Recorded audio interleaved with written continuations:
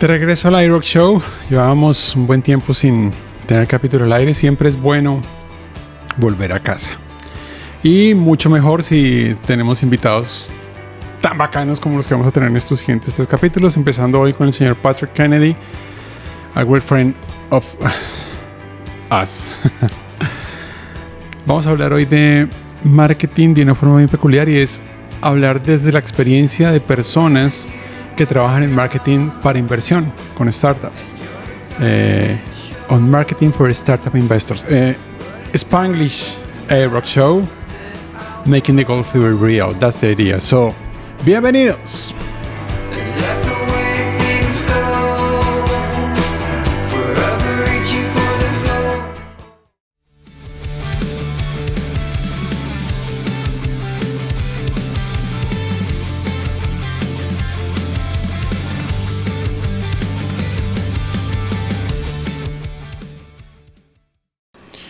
Bienvenidos a esta nueva versión del iRock Show. Today with a great friend from Grupodot, one of our best friends, Mr. Patrick Kennedy. Patrick, welcome to the iRock Show. Thanks for having me. It's great to be here for sure. Thank you to be with us. And we want to talk about marketing and some artificial intelligence as usual. But I think it's important to talk about the context of Patrick Kennedy. More than 20 years connecting the right people, usually with the money, with the other right creatives and entrepreneurs, with the idea of build teams in industries like aerospace, tech, media. Patrick, 20 years, more than 20 years in this. More than 20 years. It's been an interesting ride to have started in 99, before the first bubble burst, and here we are in 2021. It's things have been interesting, to say the least. So you have been working on this always here from New York, or? I'm originally from Los Angeles, so I've worked right after university. I started in a tech startup in Phoenix, Arizona, moved to Los Angeles, worked for a few smaller companies, Toyota, and then moved to New York and really started my journey back into the world of startups. Okay. So if we can describe your role, you were actually working in a company called Kraus Hamdani Aerospace, Inc. You want to talk a little more about that company, but what is your role? If we talk about the name of your role, what is? Right, and so the role that I've really found myself in for the last 13 years is sales/business development. Business development really includes everything from sales and marketing, and raising from investors. It also kind of lines up with PR. It's really somebody that can come into an organization, whether it's small or medium sized, sometimes even a large corporation, and kind of put all the departments together. And if these departments don't already exist, like they don't with most startups, it's really important to come in and say, okay, here's how we're going to build a roadmap for to build a marketing team. Here's how we're going to build out sales. Here's how we're going to build out any other department that really is key to any startup that's going to be taking itself really seriously. You say sales, but sales in a different way, because is in a normal way too, because at the end of the day, you want to put the product on the market. But we're talking about sales the idea, how to sell the idea, how to sell the concept, how to build these teams with the investors and the people who are working as the creatives or the entrepreneurs. The idea of build team, why you say, previously we have been talking about this interview, and Patrick always says and reminds the idea of build teams. Why talk about build teams? Right. So any company that's getting started, in order to get the interest of venture capitalists or angel investors, etc., you need to look like a real company. In the United States, we have a saying that is, you have to fake it until you make it. And that's not always a bad thing. Even if you're a lean startup, and even if you only have 3 or 5 members of your company, you still really have to show potential investors that A, you know what you're doing, but B, when the money comes in, you're able to rapidly build out the company, right? And so a lot of what, building that team is just getting a core group of people. And again, it's about utility players, especially when you have a small startup. Is not everyone has to be an expert at everything they do, but they have to be strong at least 1 or 2 points. And that's kind of where I come in, where I'm really good at sales, and then the business development, I'm excellent as well, right? Because I'm able to do enough marketing. I'm able to put PR, in place. I'm able to kind of come in and get all the pipelines built out, et cetera, et cetera. And that's really what you're looking for. And that's what I mean by it's so important to put a team together before you go out to raise. Obviously, we want to talk about Colombia and about South America. And we in Colombia have the idea and what is the work or seek investors. And we see from Colombia in one way. But if we think, and maybe a lot of people in Colombia that are trying to go ahead with these ideas, we think maybe if you're based in USA or you have your startup here in USA, it could be easy than if you are in Colombia. Some kind of thing is, what do you think is real? Is true that idea? Maybe it could be easy if we start here in the United States and it starts in Colombia? Yeah, that's a great question. And I think one way to answer that is your startup can be from any country in the world. It doesn't matter if you're from Shanghai, if you're from London, or if you're from a small town, somewhere in Central America. It just doesn't matter. But what you need to do, especially if you want to bring your company into, say, the United States or to Europe or to Asia, is you really have to prove that your business model works. If your company is, if you have a great product, you need to prove that maybe it's not just a concept, that you can actually bring it to market and there's going to be interest for it. So maybe in Colombia you have a startup and you have 5 or 10 clients and things are going really well and you want to move to Europe. Well, a lot of investors or people in Europe are going to say, okay, this is great. It works for 5 or 10 medium-sized businesses, but we're a large retail organization. How is it going to work with us? And so I think that it's important to keep that in mind, that no matter what country you want to take your business to or where you're from, you just have to be prepared for a larger market, for more customers to be using your products, et cetera, et cetera. But in terms of challenges, will be in long term the same. If you are in Colombia, you are in the States, or wherever you are, if you are an entrepreneur, you will have the same challenge. Correct. It doesn't matter what language you speak, what country you come for, the problem sets that you're going to face as an entrepreneur are all going to be the same. And again, they might be a little bit smaller or than problems that you'll find when you move into a very large market. If you're from a small town and then you move to Bogota, well, your problems are going to be the same, but they might be a little bit bigger. There's a scale issue. So I think you're correct in positing the fact that, right, it doesn't really matter where you come from or where you want to go. You just have to prepare yourself for moving into larger markets. ¿Cómo está tu español? Más o menos está okay. Hablo Spanglish. Lo siento, hablo Spanglish, así. ¿Por qué tanta cercanía con Colombia, güey? Well, okay, claro. En 2015. You can speak in English, no more. Okay, no, I don't have to go into Spanish. I was really going to work at it. I was really going to work at it. Right. Yeah, so I was introduced.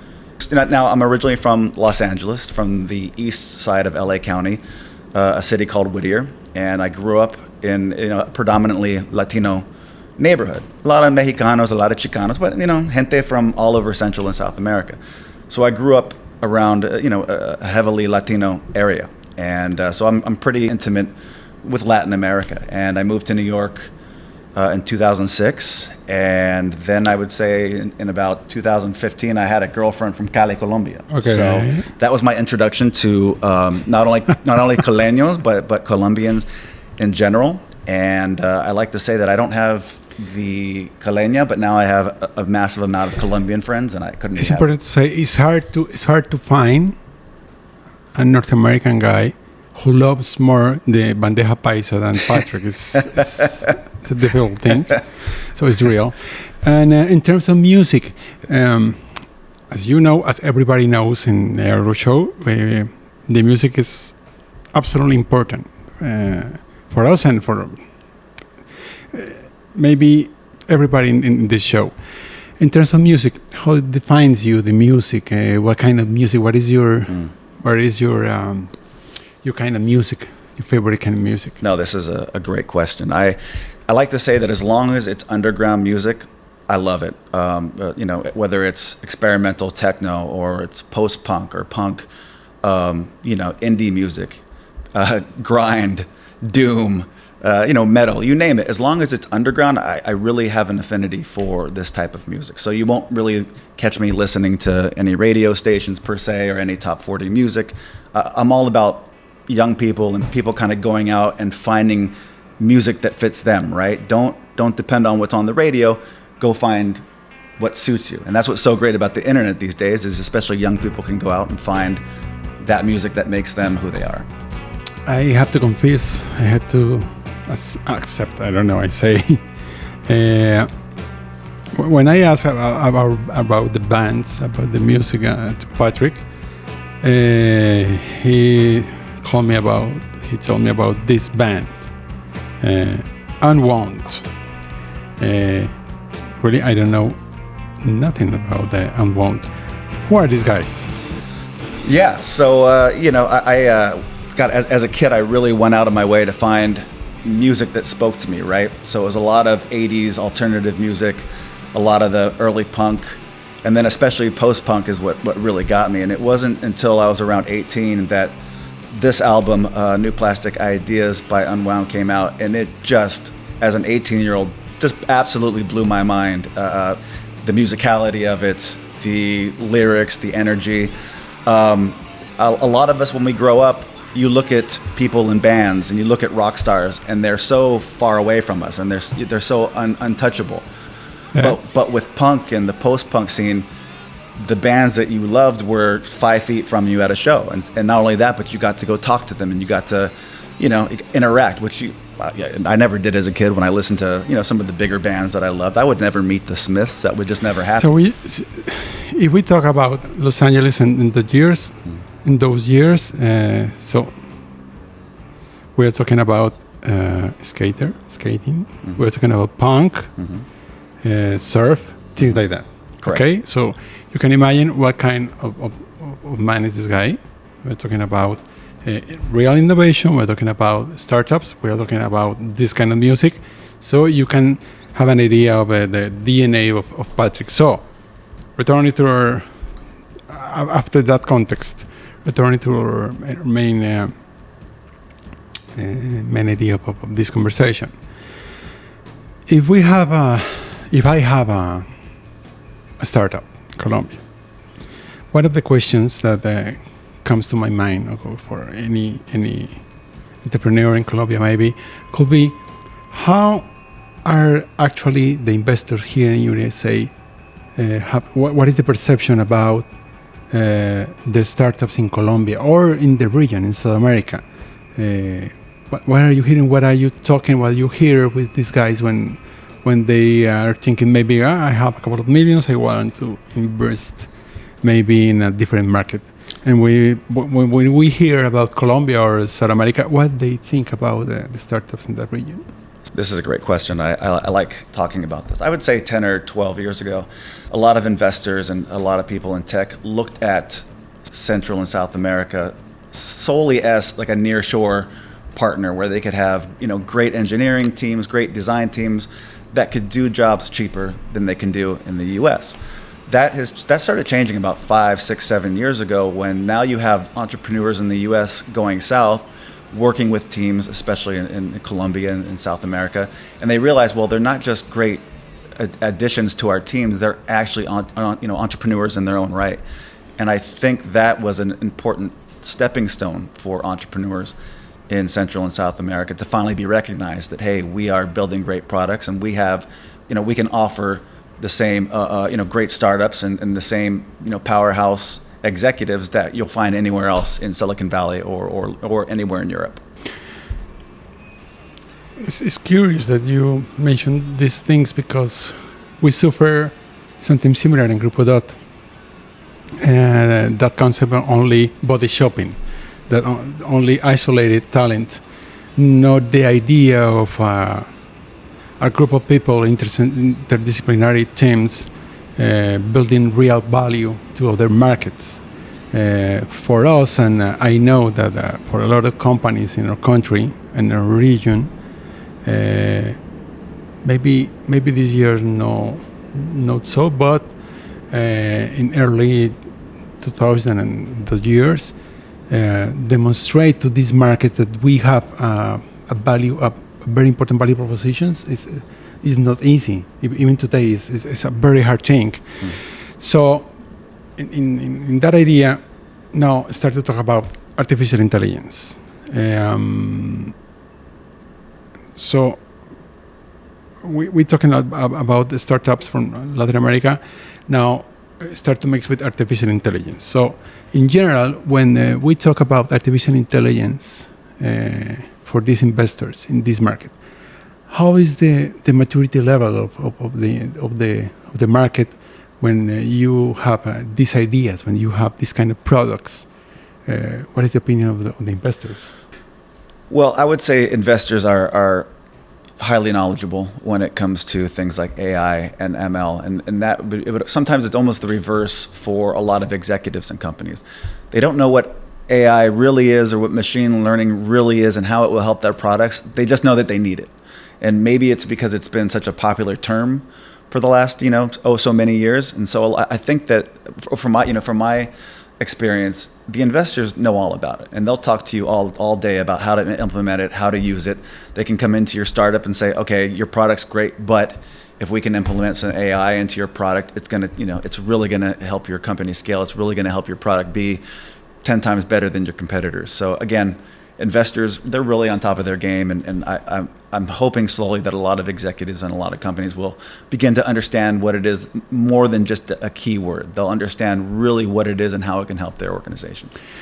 So maybe you can say, that is a precondition, a minimum for any product, any digital product, that when you present that product, want to present this product here in the United States for possible investors, okay, are you using artificial intelligence in that product? And is normal this question? Is the usual question?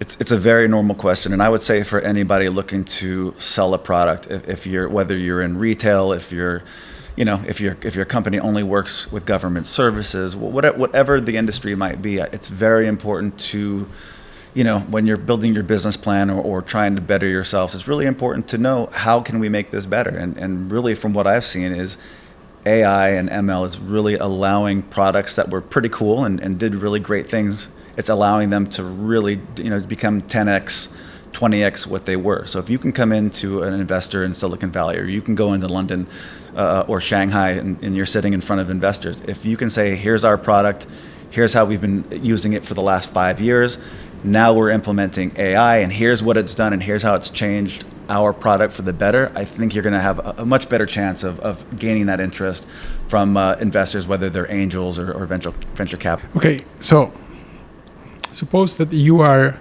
an investor. So I have a company from Colombia, and maybe my pitch,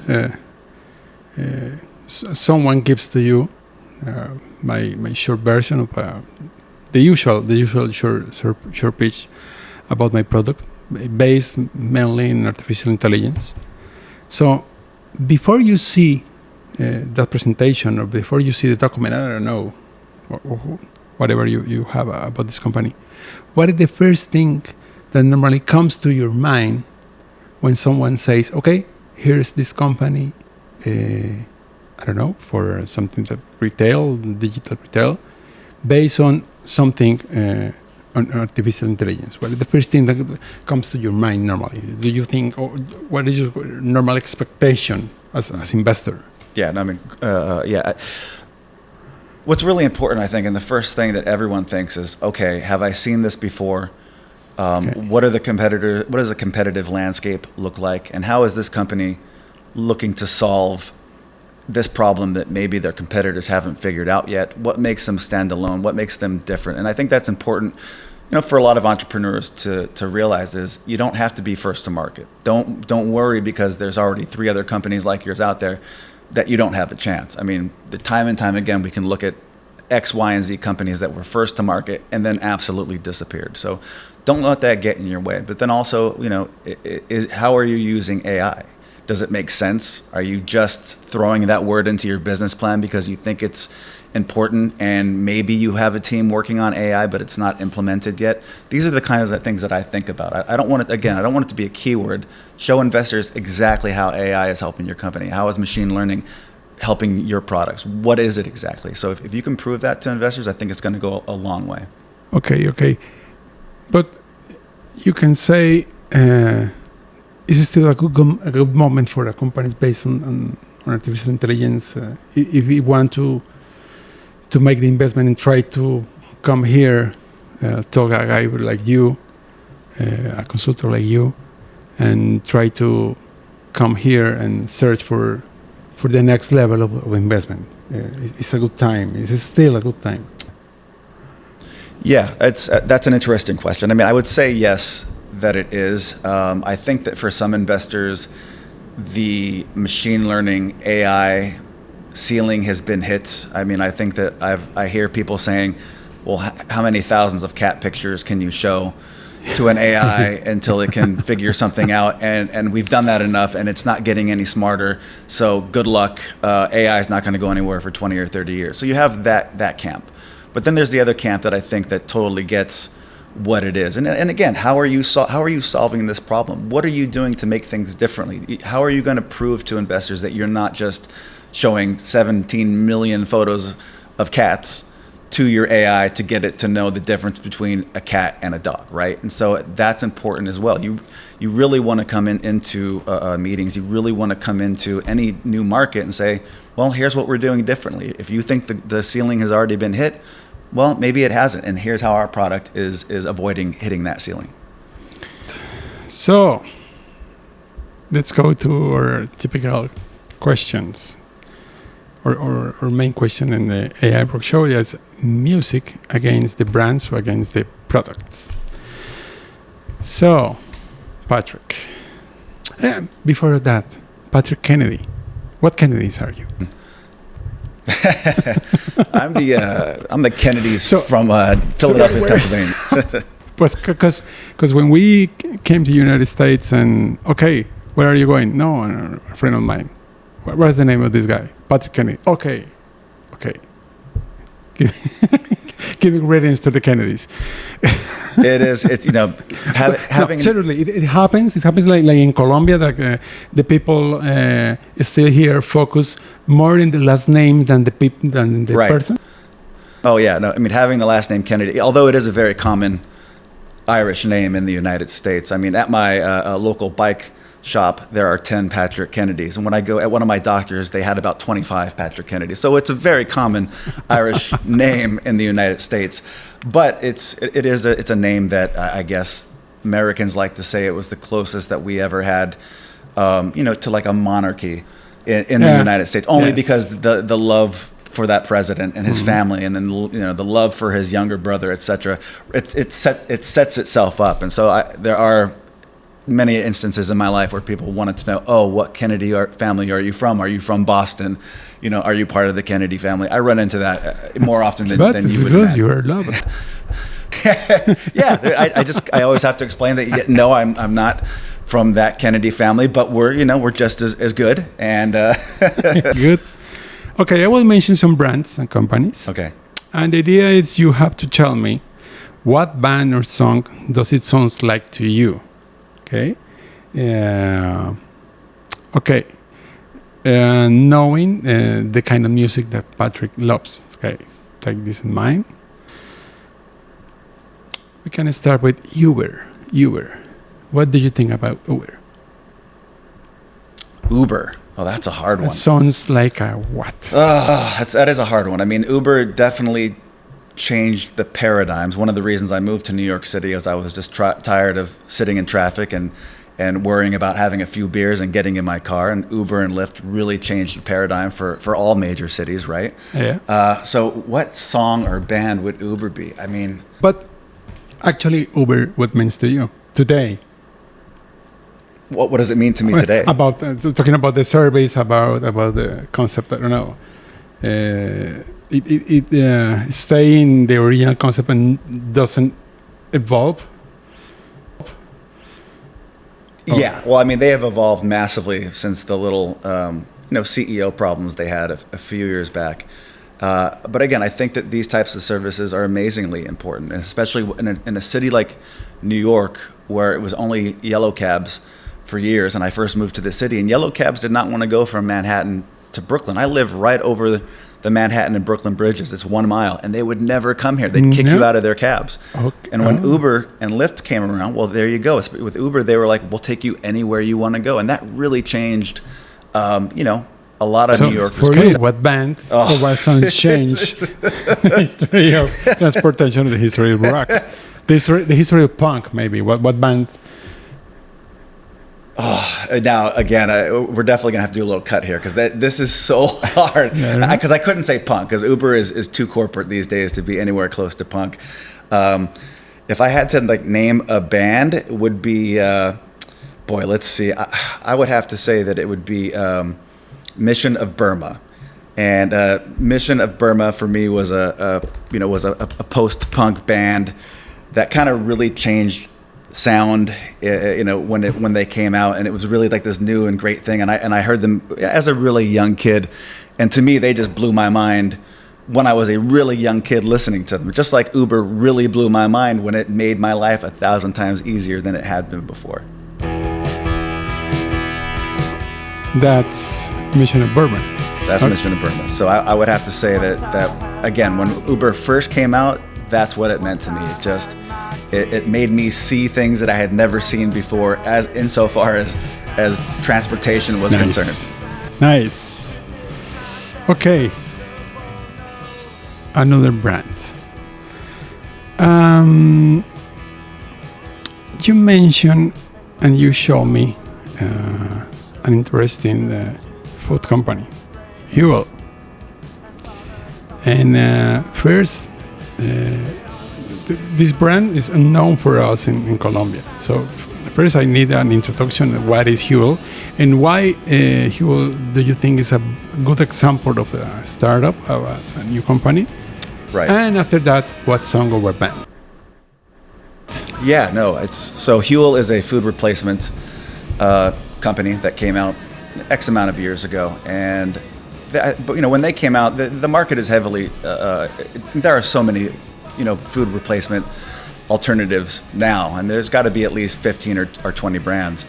And I have a pretty stylized diet, and I had tried a few competitors, and some of them were too high in sugars, others were too high in carbohydrates, and Huel really kind of lets you pick where you are. Are you gluten free? Do you want more protein? Do you want more carbs, et cetera, et cetera?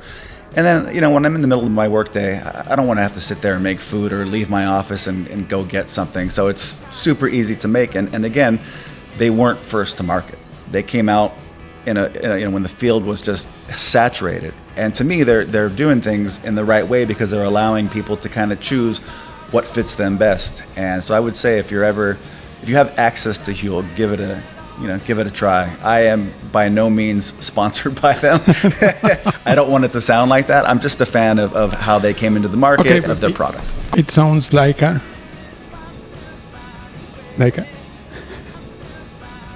Yeah, I mean, it's to me, it would be like Polvo. And Polvo is another 90s post-punk indie Polvo group. like dust. Polvo like dust. Okay. And why? Well, because they're a math rock band. There's just a lot of different things mixed in there, a lot of different styles. It's funny, but the first thing that I found when I write Polvo is a song called Polvo. It's a different meaning in Spanish. Can you give me a song of Polvo? Celebrate the new dark age. That new dark age. Okay. There you go. Okay, here's Polvo. Okay. Man, I learned a lot of bands I never. And so, like I said, it's Huel. There's a lot of different ingredients, a lot of different choices. There's a lot of things mixed together. Polvo is kind of the same way. And if you get a chance, give them a listen. Super, super good band from the 90s. Okay. Let's go to a more known brand. Amazon. Amazon. Okay. Boy, that's an interesting one. I kind of have a love-hate relationship with Amazon. I mean, obviously, I love Amazon Prime, and I probably shop too much on Prime. I do, I love Amazon Prime videos as well. But at the same time, I'm really, my life is, I love having privacy online. I love owning my own data. And to me, Amazon is one of those companies that, hey, listen, we are the product, and they're really able to take our data and use it for whatever purposes they want. And so, the love are some of their products. The hate is, just how they use our data and the access that they have to it, and how we're pretty much reliant on them for most of the companies that we, do business with or are entertained by. A band or song? Boy, this is going to be love and hate. This is the curveball. Like, what band do I equate Amazon with? This is an interesting one. How about this? I'm gonna name a band that I like, and I'm gonna name them only because their music is super psychedelic, and it's all over the place. And it's kind of like Amazon, right? Like Amazon's just everywhere, sometimes not where you want it to be. I love Los Hermanos Meridianos, the Meridian Brothers, who are from Bogota. Los Hermanos Meridianos. Meridianos, okay. Yeah. And again, I love this band. I'm not hating on them. They're actually my favorite band from Colombia, but they're super psychedelic cumbias, and sometimes it's super crazy and super psychedelic. So I would have to say that maybe that's who Amazon is to me. But go under, look, and it's probably in English. The Meridian Brothers. Sorry. Meridian Brothers, okay. There you go. From Colombia. Oh, yeah, super psychedelic. Okay. Guaracha UFO. Here it is.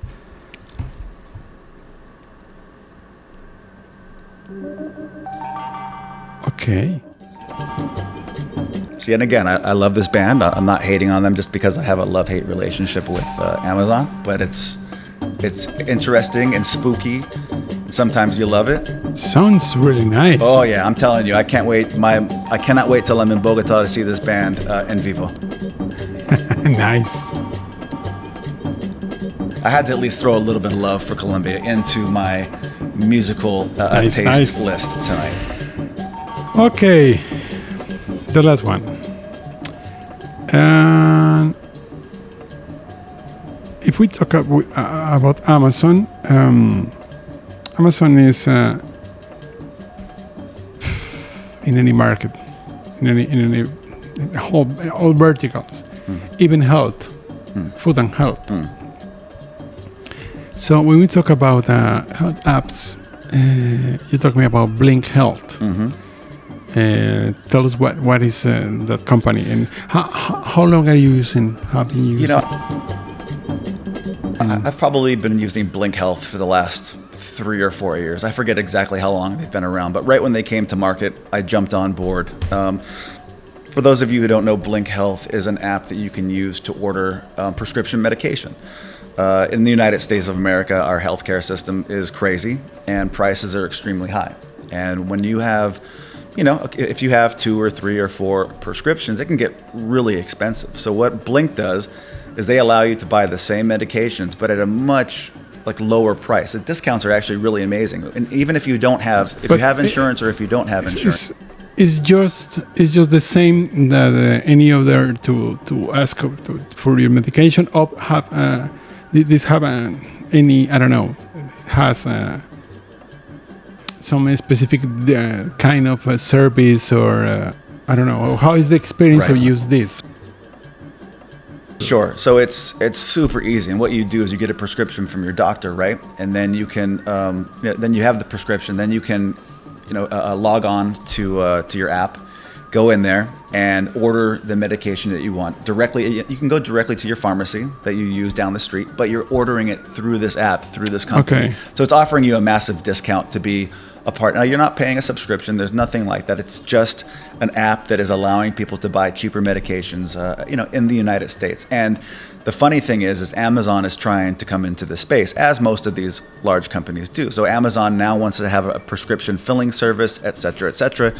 But me appreciating privacy, I'll never go to Amazon's pharmacy services. I don't want them to, have data about medications that I'm on, et cetera, et cetera. I would rather stay loyal to a small brand like Blink Health and give them my money and my loyalty than I would to allow, again, the behemoth that is Amazon So Blink have Health access sounds to all this like. data.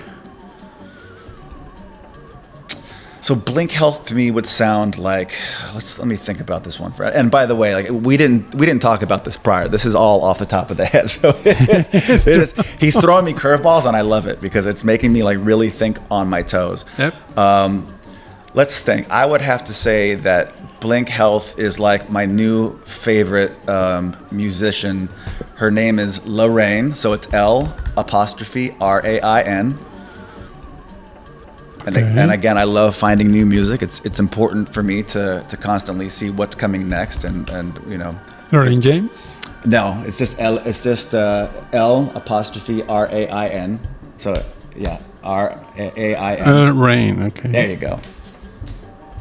Good. Heavy. What's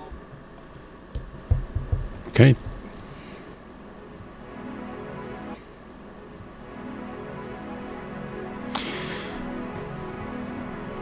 So I would say they're Lorraine again, just because of scrappy startup going up against the behemoths. This is an artist who is just now coming up and obviously has a lot of competition in the space. And so that's kind of where the overlap is there. Sounds beautiful. Patrick, we in Grupodot will launch our new agency on July 9 Indy. So I have a final question for you. You are an independent professional, and you have been building your own career for the last 22, 23 more years.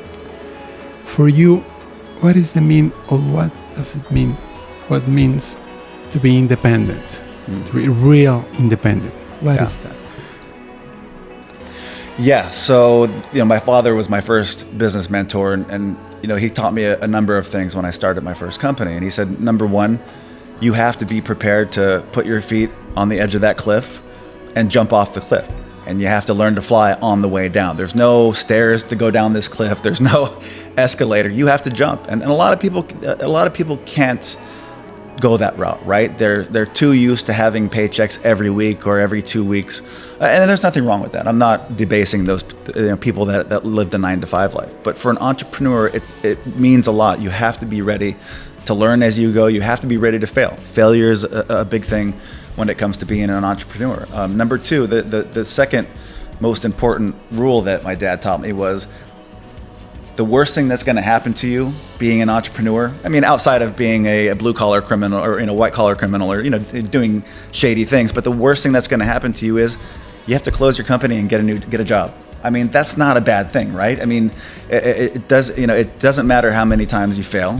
You can always go find a new job, and you can always go start a new company. I've done it quite a few times, and I think that that's the most important thing to being independent. Just because you fail once doesn't mean that you can't try again. You may have to go get a few jobs and work for somebody else for a couple months or a few years, but you'll always have that idea in the back of your head that here's something I want to do, here's a company I want to start, I have an amazing app idea. Whatever it is, it doesn't matter. You're going to have that drive, and don't be afraid to want to follow those ideas that you have. So, you are seriously thinking and find and support money for your startup outside Colombia, outside Latin America.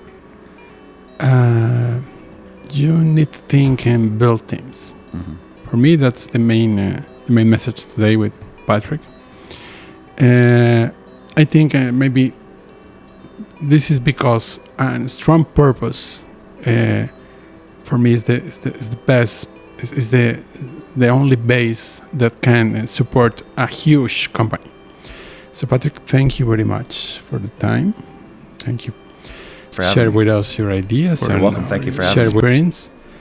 And nos vemos en el próximo AI Rock Show. Entonces no lo olviden.